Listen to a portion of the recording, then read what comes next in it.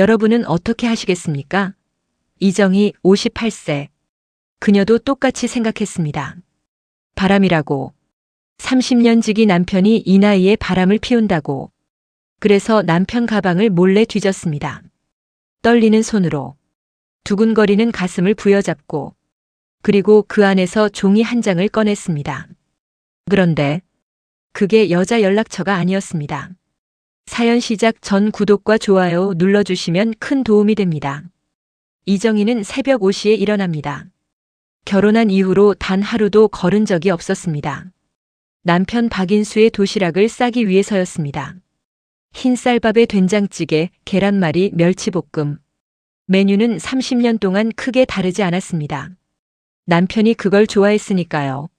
아파트 부엌은 조용했습니다. 새벽의 부엌은 늘 이정희 혼자였습니다. 후드 위로 올라가는 하얀 김이 창밖의 어둠과 섞였습니다. 이정희는 된장찌개를 저으면서 라디오를 틀었습니다. 낮은 볼륨으로. 남편이 깰까봐. 그게 30년의 아침이었습니다. 박인수는 평범한 사람이었습니다. 중소건설회사에서 현장 소장으로 일했습니다. 키가 크지도 잘생기지도 않았습니다. 말이 많지도 않았고 살갑지도 않았습니다. 결혼 기념일에 꽃 한 번 사온 적이 없었고 생일에 케이크 한 번 사다 준 적도 없었습니다. 그래도 이정희는 그 사람이 싫지 않았습니다. 묵묵한 사람이었습니다. 손이 컸습니다. 큰일이 생겼을 때 조용히 다 해결해 놓는 사람이었습니다. 아이들이 아플 때는 밤새 병원에 앉아 있었습니다. 이정희가 힘들다고 하면 말 한마디 없이 옆에 앉아 있었습니다. 뭔가를 해주진 않았지만 가지 않았습니다. 그게 이 남자의 방식이었습니다. 이정희는 그걸 30년 동안 알았습니다. 그랬던 남편이 달라지기 시작한 것은 지난 가을이었습니다. 처음에는 별것 아니라고 생각했습니다. 10월 어느 날 남편이 평소보다 2시간 늦게 들어왔습니다. 현장이 바쁜가 보다 했습니다. 다음 날도 늦었습니다. 그 다음 날도. 이정희는 저녁을 혼자 먹는 날이 늘었습니다. 뭔가 이상하다고 느낀 건 통장 때문이었습니다. 남편이 관리하는 공동 통장이 있었습니다. 생활비 통장이었습니다. 어느 날 인터넷 뱅킹을 확인하다가 이정희는 손이 멈추었습니다. 지난달에 300만 원이 빠져나가 있었습니다. 이름 모를 계좌로. 그 전달에는 200만 원이 나갔습니다. 그 전에는 150만 원. 이정희는 남편에게 물었습니다. 여보, 이 돈 어디 간 거예요? 남편이 젓가락을 내려놓았습니다. 그리고 대답했습니다. 잠깐. 그게 참 이상한 대답이었습니다. 현장에서 쓸 게 있었어. 그것뿐이었습니다. 더 설명하지 않았습니다. 이정희가 더 물으려 하자 이미 밥상을 들고 일어서고 있었습니다. 이정희는 그 뒷모습을 바라보았습니다. 30년 동안 저 남자가 저렇게 말을 자른 적이 없었습니다. 11월이었습니다. 남편의 핸드폰으로 전화가 왔습니다. 이정희가 밥상을 차리고 있을 때였습니다. 남편은 마침 화장실에 있었습니다. 핸드폰이 식탁 위에서 울렸습니다. 이정희가 무심코 화면을 보았습니다. 모르는 번호였습니다. 저장되지 않은 번호. 그런데 이상한 것은 그 다음이었습니다. 남편이 화장실에서 나오더니 핸드폰 화면을 보고 굳었습니다. 그리고 핸드폰을 집어들고 방으로 들어갔습니다. 문을 닫았습니다. 이정희는 된장찌개 뚜껑을 열다가 말고 그 닫힌 문을 바라보았습니다. 10분 후에 남편이 나왔습니다. 표정이 평소와 같았습니다. 아무것도 아닌 얼굴이었습니다. 이정희가 물었습니다. 누구한테서 전화 왔어요? 남편이 밥상 앞에 앉으면서 대답했습니다. 현장 쪽 사람이야. 현장 사람이 왜 저장이 안 되어 있어요? 남편이 숟가락을 들었습니다. 새 번호 받았나 봐. 그것뿐이었습니다. 이정희는 그날 밤 잠이 오지 않았습니다. 옆에 누운 남편의 등을 오랫동안 바라보았습니다. 규칙적으로 숨을 쉬는 그 등이 낯설었습니다. 30년을 봐왔던 등인데 그날은 왜인지 멀어 보였습니다. 이정희가 아무한테도 말 못하고 속만 태우던 어느 날 오랜 친구 명숙이 전화를 했습니다. 밥이나 먹자고 했습니다. 근처 칼국수 집에서 만났습니다. 이정희는 처음엔 아무 말도 하지 않았습니다. 멀쩡한 척 칼국수를 먹었습니다. 그런데 명숙이 물었습니다. 야, 너 안색이 왜 그래? 무슨 일 있어? 이정희는 국물만 바라보았습니다. 그러다가 결국 말했습니다.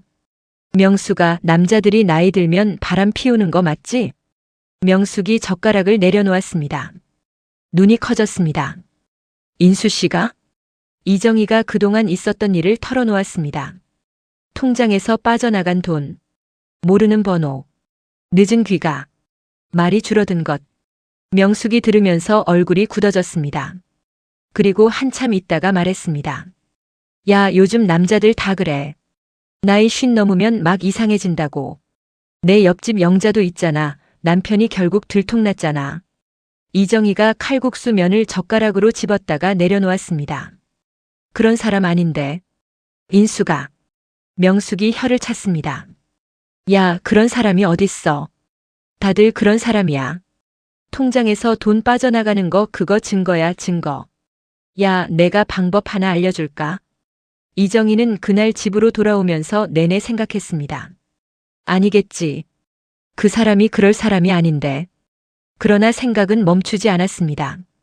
이정희가 남편 가방을 뒤진 건 12월의 어느 화요일이었습니다. 남편이 샤워하러 들어간 사이였습니다. 현관 옆에 세워져 있던 남편의 낡은 검정 가방이었습니다. 10년 넘게 쓴 가방이었습니다. 이정희가 직접 사준 가방이었습니다. 손이 떨렸습니다. 이러면 안 된다고 생각했습니다. 그래도 손이 움직였습니다. 지퍼를 열었습니다. 손을 넣었습니다. 현장 서류들이 있었습니다. 볼펜 2자루, 안전모 관련 스티커, 낡은 수첩, 그리고 안쪽 작은 주머니에 손이 닿았습니다. 종이였습니다. 접힌 종이. 이정희는 그 종이를 꺼냈습니다. 펼쳤습니다. 그리고 그 자리에서 굳었습니다. 종이 맨 위에 대학교 병원 로고가 있었습니다. 그 아래 남편의 이름이 있었습니다. 박인수. 그리고 날짜. 그리고 그 아래로 빼곡하게 적힌 글자들 중 이정희의 눈에 박힌 단어들이 있었습니다. 최장서남. 사기. 간 전이 확인. 그 아래 의사의 소견이 적혀 있었습니다.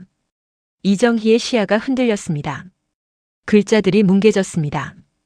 그러나 한 줄만큼은 또렷하게 읽혔습니다. 예상 여명 6개월에서 8개월. 그게 석 달 전 날짜였습니다. 이정희는 그 종이를 든 채로 오래 서 있었습니다. 샤워 소리가 들렸습니다. 물 흐르는 소리가 났습니다. 욕실 문 너머에서 30년을 함께 산 사람이 물을 맞고 있었습니다. 그 사람이 죽는다고 했습니다. 이정희의 머릿속에서 뭔가가 풀리기 시작했습니다. 빠른 속도로 풀렸습니다. 통장에서 빠져나간 돈. 이정희는 핸드폰을 꺼냈습니다. 손이 떨렸습니다. 인터넷 뱅킹을 열었습니다. 이체 내역을 확인했습니다. 같은 계좌로 매달 나간 돈이었습니다. 이정의 본인 이름의 예금 계좌였습니다. 이정의 본인이 개설한 계좌인데 비밀번호를 몰랐습니다. 남편이 만들어준 계좌라고 했습니다. 언젠가 쓸 일 있을 거라고 했습니다. 이정희는 그 말이 이제야 이해되었습니다. 자기가 없어진 후에 이정희가 살 수 있도록 조용히 혼자서 모르는 번호. 이정희는 그 번호를 검색했습니다. 손이 계속 떨렸습니다. 화면에 결과가 떴습니다. 장례식장. 장례 상담 번호였습니다. 남편은 자기 장례를 미리 알아보고 있었습니다. 퇴근이 늦어진 이유. 이정희는 그때서야 알았습니다. 병원이었습니다. 항암 치료를 받고 오는 것이었습니다. 몸이 무거운 날은 차에서 한참을 앉아 있다가 들어오는 것이었습니다. 이정희가 걱정할까봐, 알면 무너질까봐. 이정희는 그 자리에 천천히 주저앉았습니다. 현관 바닥이었습니다. 차가운 바닥이었습니다. 손에는 아직 진단서가 들려 있었습니다. 샤워 소리가 멈추었습니다. 욕실 문이 열렸습니다. 발소리가 들렸습니다. 남편이 현관 쪽을 돌아보다가 멈추었습니다. 바닥에 주저앉아 있는 이정희를 보았습니다. 그 손에 들린 종이를 보았습니다. 두 사람의 눈이 마주쳤습니다. 남편의 얼굴이 굳었습니다. 그리고 천천히 눈을 감았습니다. 이정희가 먼저 일어섰습니다. 진단서를 남편 앞에 내밀었습니다. 손이 떨렸습니다. 목소리도 떨렸습니다. 왜 말 안 했어요? 남편이 대답하지 않았습니다. 이정희의 눈에서 눈물이 터졌습니다. 소리를 내지 않으려 했습니다. 그러나 목에서 뭔가가 터져 나왔습니다. 왜 혼자 한 거예요? 왜 나한테 말 안 했어요? 병원도 혼자 갔어요? 항암도 혼자 맞았어요? 그 힘든 걸 나한테 숨기면서 혼자 다닌 거예요? 남편이 수건으로 머리를 닦다가 수건을 내렸습니다. 그리고 천천히 거실 소파에 앉았습니다. 이정희가 그 앞에 서 있었습니다. 눈물이 뺨을 타고 흘렀습니다. 남편이 말했습니다. 당신 우는 거 보기 싫어서. 이정희가 입술을 깨물었습니다. 내가 약하게 보여요? 아니. 남편이 고개를 들었습니다. 당신 우는 거 내가 못 봐. 그게 나한테 더 힘들어. 이정희는 그 말을 듣는 순간 눈물이 더 쏟아졌습니다.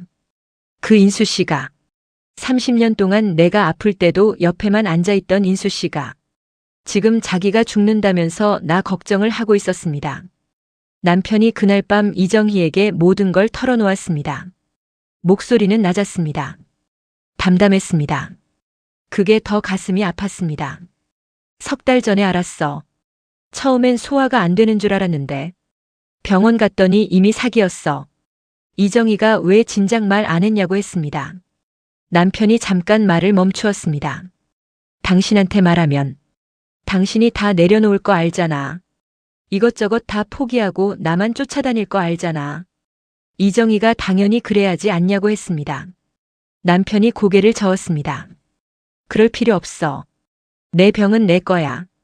당신 인생은 당신 거고. 이정희는 말을 잃었습니다. 남편이 천천히 말을 이었습니다. 통장 있잖아. 이정의 명의로 만들어둔 거.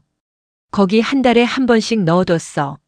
내가 없어도 당신 인연은 쓸 수 있게. 그 다음에 어떻게 할지는 당신이 결정해. 이정희의 입에서 소리가 나왔습니다. 지금 그게 무슨 말이에요? 남편이 말했습니다. 미리 해놔야 내가 편하지. 아무것도 못 해주고 가면 그게 더 미안하잖아. 이정희는 그 말을 듣다가 소파 쿠션에 얼굴을 묻었습니다. 30년을 말 한마디 않고 다 해놓는 사람. 꽃 한 번 안 사줘도, 기념일 한 번 챙기지 않아도 이 사람의 사랑은 늘 이런 식이었습니다. 그냥 다 해놓는 것. 당신이 모르게. 당신이 불편하지 않게. 이정희는 쿠션에 얼굴을 묻은 채 오래 울었습니다. 남편이 옆으로 와서 앉았습니다. 말은 하지 않았습니다. 그냥 이정희의 등에 손을 올려놓았습니다. 둥글고 크고 따뜻한 손. 그 손이 30년 동안 이정희를 지탱해온 손이었습니다. 이정희는 다음 날 아침부터 달라졌습니다. 새벽 5시에 일어나는 건 여전했습니다. 그러나 이제 다르게 일어났습니다. 된장찌개를 끓이면서 이정희는 남편이 좋아하는 것들을 하나씩 생각했습니다. 갈비찜, 명란계란, 잡채. 30년을 같이 살면서 이정희는 남편이 뭘 좋아하는지 손등처럼 알았습니다. 그걸 이제 다 해주려고 했습니다. 남은 시간 안에 이정희는 아이들에게도 알렸습니다. 딸과 아들이 달려왔습니다. 아버지 앞에서 울지 않으려 참다가 결국 다 울었습니다. 박인수는 그 자식들을 보면서 손만 두드렸습니다. 괜찮다. 아버지 괜찮아. 이정희는 그 모습을 부엌에서 바라보다가 혼자 돌아섰습니다. 국을 저으면서 눈물을 닦았습니다. 아이들 앞에서는 강해야 했습니다. 남편 앞에서도 강해야 했습니다. 병원 동행은 이정희가 맡았습니다. 첫 번째 동행하는 날 이정희는 병원 복도 의자에 앉아 남편이 항암 주사를 맞는 동안 기다렸습니다. 치료실 문이 닫혀 있었습니다. 이정희는 두 손을 무릎 위에 올려놓고 그 문을 바라보았습니다. 저 사람이 저 안에서 이걸 혼자 맞았구나. 3달을. 혼자. 이정희는 입술을 꾹 다물었습니다. 치료가 끝나고 남편이 나왔을 때 이정희는 아무 말 없이 일어나서 남편 팔을 잡았습니다. 남편이 살짝 놀란 눈빛으로 이정희를 보았습니다. 이정희가 말했습니다. 앞으로 나 없이는 병원 못 와요. 남편이 피식 웃었습니다. 그 웃음이 그 얼굴이 이정희의 눈에 오래 남았습니다. 이정희는 어느 날 명숙에게 전화를 했습니다. 야, 명숙아. 나 있잖아. 왜? 인수 씨 결국 뭔가 나왔어? 이정희는 잠깐 말을 멈추었습니다. 그래. 나왔어. 진짜? 뭐가? 이정희가 말했습니다. 그 사람 죽어가고 있었어. 전화기 너머에서 명숙이 굳는 소리가 났습니다. 이정희가 이야기를 전부했습니다. 진단서, 통장, 모르는 번호가 장례식장이었다는 것, 퇴근이 늦어진 이유가 병원이었다는 것. 명숙이 한참 아무 말도 하지 않았습니다. 이정희가 말했습니다. 명숙아, 나 그 사람 가방 뒤졌어. 바람 피운다고 생각해서. 그런데 나온 게 진단서야. 나 그거 꺼내는 순간 얼마나 부끄러웠는지 알아? 명숙이 목소리가 갈라졌습니다. 야, 정희야. 그게 어떻게 부끄러워. 당연히 그렇게 생각하지. 이정희가 고개를 저었습니다. 전화기 너머라 명숙은 볼 수 없었지만 그 사람이 그럴 사람이 아닌데 내가 알면서 30년을 알면서 의심했잖아. 명숙이 말을 잇지 못했습니다.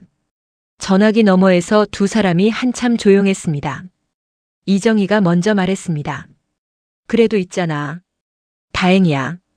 바람이 아니라서. 12월 말이었습니다. 이정희가 남편에게 제안했습니다. 인수 씨, 우리 부산 한번 가요. 남편이 왜라고 물었습니다. 그냥요. 젊을 때 한번 가고 싶다고 했잖아요. 자갈치 시장에서 회 먹고 싶다고 했잖아요. 남편이 잠깐 이정희를 보았습니다. 아직 몸이 돼? 이정희가 고개를 끄덕였습니다. 지금 가야죠. 두 사람은 기차를 탔습니다. 이정희가 처음으로 남편과 기차 여행을 하는 것이었습니다. 30년을 살면서 단둘이 기차를 타본 적이 없었습니다. 아이들 어릴 때는 넷이서 다녔고 그 다음엔 바빠서 못 갔습니다. 창밖에 겨울 들판이 지나갔습니다. 남편이 이정희가 싸온 도시락을 열었습니다. 계란말이, 멸치볶음, 흰 쌀밥이 있었습니다. 남편이 한참 들여다보다가 말했습니다. 30년이네. 이정희가 물었습니다. 뭐가요? 이거. 이 반찬. 처음 장가들던 날 아침에 이거 먹었잖아. 이정희는 남편이 그걸 기억하는 줄 몰랐습니다. 남편이 계란말이를 집어 입에 넣었습니다. 그리고 말했습니다. 맛있네. 이정희는 창밖을 바라보았습니다. 눈이 붉어지는 걸 창밖을 보면서 감추었습니다. 부산 자갈치 시장은 겨울에도 시끄러웠습니다. 비린내와 소금 냄새와 사람 냄새가 섞였습니다. 아주머니들의 목소리가 골목에 울렸습니다. 이정희는 남편 팔을 잡고 시장 안을 걸었습니다. 남편이 걸음이 느렸습니다. 항암 이후로 체력이 떨어진 것이었습니다. 이정희는 맞춰 걸었습니다. 서두르지 않았습니다. 횟집에 들어가서 광어회를 시켰습니다. 남편이 소주 한 잔을 들었습니다. 이정희가 제지하려 했습니다. 남편이 먼저 말했습니다. 한 잔만. 이정희는 말을 멈추었습니다. 그리고 자기 잔도 내밀었습니다. 부어줘요. 남편이 이정희를 보았습니다. 잠깐 뭔가를 담은 눈빛이었습니다. 그리고 소주를 따라주었습니다. 두 사람이 잔을 들었습니다. 남편이 말했습니다. 고마워. 이정희가 물었습니다. 뭐가요? 남편이 말했습니다. 그냥. 딱. 이정희는 잔을 부딪혔습니다. 소주가 차가웠습니다. 그러나 목을 넘어갈 때는 뜨거웠습니다. 저녁이 되었습니다. 두 사람은 바닷가를 걸었습니다. 남포동 쪽 방파제였습니다. 해가 지고 있었습니다. 하늘이 붉었습니다. 바다 위로 노을이 번졌습니다. 파도가 방파제를 때렸습니다. 바닷바람이 거칠었습니다. 이정희는 코트 단추를 올리고 걸었습니다. 남편은 천천히 걸었습니다. 두 사람은 말이 없었습니다. 그냥 걸었습니다. 파도 소리를 들으면서 방파제 끝에 다다랐을 때 남편이 멈추었습니다. 바다를 바라보았습니다. 이정희도 멈추었습니다. 바다를 바라보았습니다. 남편이 말했습니다. 정희야. 이정희가 대답했습니다. 왜요? 남편이 한참 말이 없었습니다. 파도가 2번 왔다 갔습니다. 그리고 남편이 말했습니다. 나 보내고 나서 울지 마. 이정희가 입술을 깨물었습니다. 그리고 말했습니다. 싫어요. 남편이 피식 웃었습니다. 그러더니 이정희의 손을 잡았습니다. 이정희는 그 손을 꼭 쥐었습니다. 바람이 불었습니다. 노을이 바다 아래로 내려갔습니다. 하늘이 보랏빛으로 물들었습니다. 파도는 멈추지 않았습니다. 2 사람도 멈추지 않았습니다. 그 자리에서, 그 바다 앞에서 오래 서 있었습니다. 손을 잡은 채로. 봄이었습니다. 이정희는 새벽 5시에 일어났습니다. 부엌에 섰습니다. 냄비에 물을 올렸습니다. 된장을 풀었습니다. 계란을 꺼냈습니다. 혼자였습니다. 부엌이 조용했습니다. 남편은 그의 2월에 갔습니다. 예상보다 조금 일렀습니다. 그러나 마지막까지 이정희 옆에 있었습니다.